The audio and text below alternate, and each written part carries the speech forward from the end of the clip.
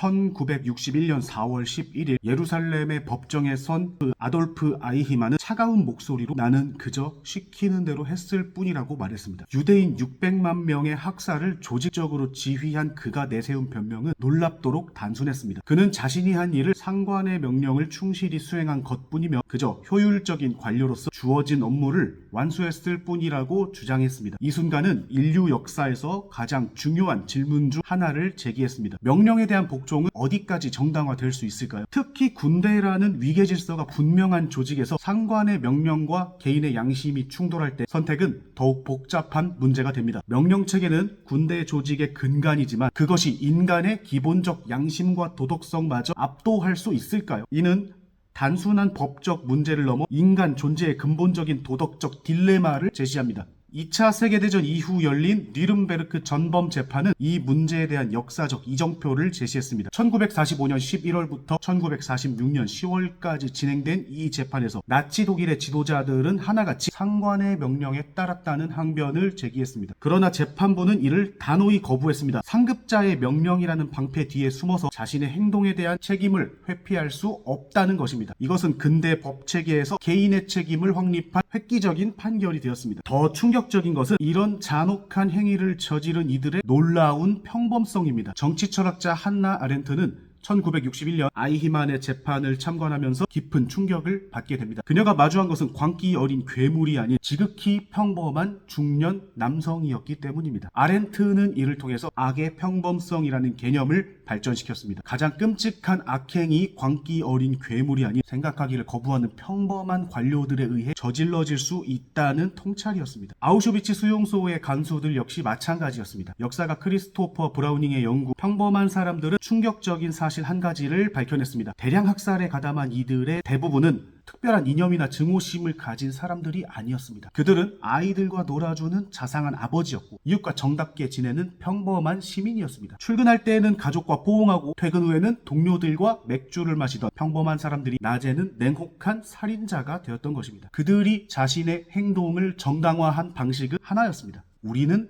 명령에 따랐을 뿐입니다. 이러한 역사적 교훈은 오늘날 우리에게 무거운 질문을 던집니다. 조직의 명령과 개인의 양심이 충돌할 때 우리는 어떤 선택을 해야 할까요?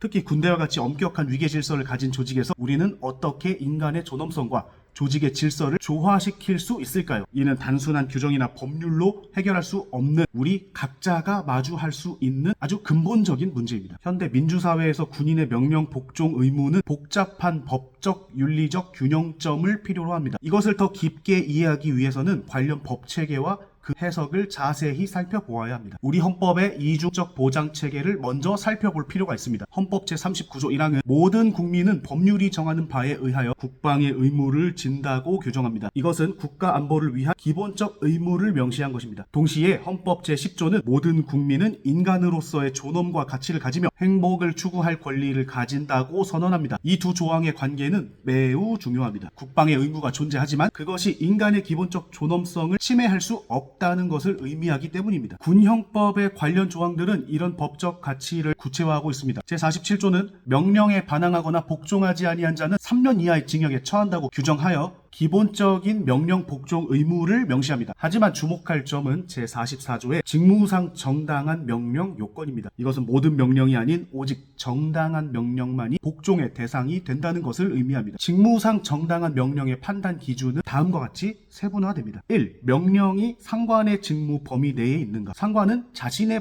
범위를 벗어난 직무에 대해서 명령할 수 없다는 뜻입니다. 2. 명령이 법령에 위배되지 않는가? 충분한 법률적 검토가 수반되어야 한다는 의미겠죠. 3.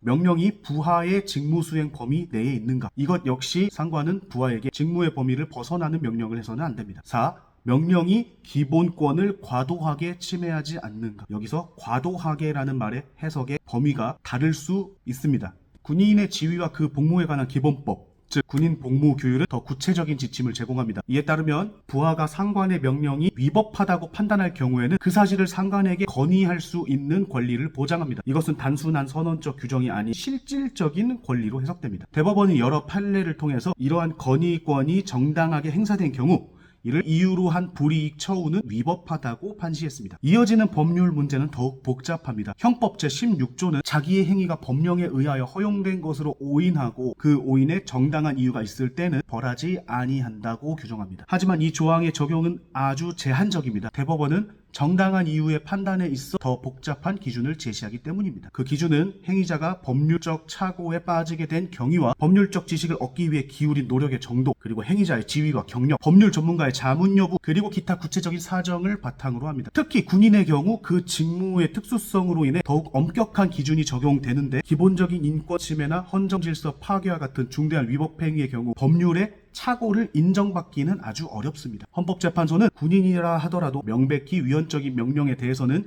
이를 따르지 않을 헌법상 의무가 있다고 판시한 바 있습니다. 이런 법체계는 결국 현대 민주사회에서 군인에게 사고하는 복종을 요구합니다. 단순히 상관의 명령에 기계적으로 따르는 것이 아니라 그 명령의 정당성을 판단하고 필요한 경우 이의를 제기할 수 있는 권리와 의무를 부여하는 것입니다. 이것은 군대의 효율성을 저해하는 것이 아니라 오히려 민주적 가치에 기반한 더 강한 군대를 만드는 기초가 됩니다. 명령은 명령일 뿐입니다. 이 말의 무게를 다시 한번 생각해 봅시다. 1961년 예루살렘 법정에서 아돌프 아이히만이 했던 이 말은 2024년 12월 대한민국의 한 군인에게도 동일한 무게로 다가왔을 수 있습니다. 한 사람의 군인으로서 국가와 국민을 지켜야 할 의무, 그리고 상관의 명령에 복종해야 할 의무, 이 두 가지가 상충될 때 우리라면 어떤 선택을 해야 될까요? 뉘른베르크 전범 재판은 상관의 명령이라는 방패 뒤에 숨어서는 안 된다는 원칙을 세웠습니다. 그러나 현실에서 이 판단은 결코 쉽지 않습니다. 12월 3일 국회로 향하는 명령을 받은 군인들의 마음속에는 어떤 갈등이 있었을까요? 그들은 어떤 기준으로 그 명령의 정당성을 판단했어야 했을까요? 5.18 민주화운동 당시의 교훈도 되새겨볼 필요가 있습니다. 당시 대법원은 명백히 위법한 명령에 대한 복종 의무는 없다라고 판시했습니다. 이것은 군인도 헌법이 보장하는 기본 권리의 주체이며 양심의 자유를 가진 한 인간이라는 점을 확인한 것입니다. 국회를 봉쇄하고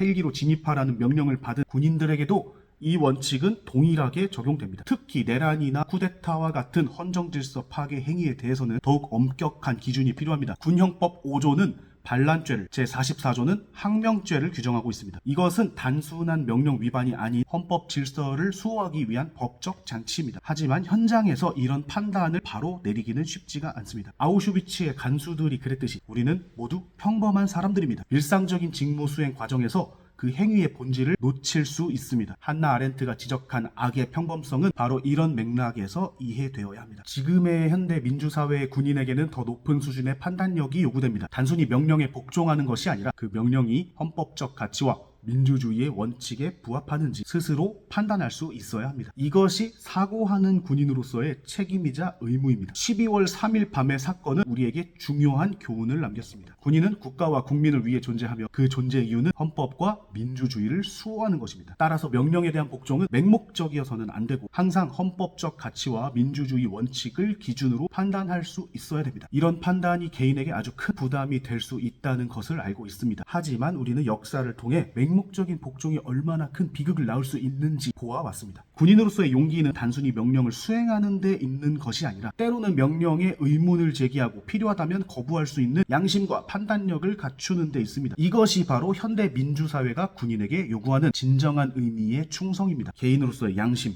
군인으로서의 의무, 그리고 민주시민으로서의 책임, 이 세 가지의 조화를 이루는 것, 그리고 우리가 12월 3일 교훈을 통해 배워야 할 가장 중요한 과제인 것입니다. 정치적 견해를 떠나서 2024년 12월 그날의 밤을 되돌아보며 우리는 깊은 생각을 하게 됩니다. 특히 현장에 있었던 군인과 경찰들, 그들의 마음속 갈등과 고뇌를 생각하지 않을 수 없습니다. 그들은 자신의 의지와 관계없이 역사의 소용돌이 한가운데 서게 되었고 이제는 계엄군이라는 이름으로 기억될지 모른다는 두려움을 안고 있을 것입니다. 우리는 그들도 우리의 이웃이자 가족이며 대한민국을 지키겠다는 순수한 마음으로 군복을 입은 평범한 시민 중 한 사람이라는 사실을 기억해야 합니다. 한나 아렌트가 지적했듯이 역사의 흐름 속에서 개인은 종종 자신의 의지와 무관하게 시대의 비극에 휘말리게 됩니다. 상관의 명령과 개인의 양심 사이에서 직무 수행과 헌법적 가치 사이에서 그들은 얼마나 큰 고뇌를 했을까요?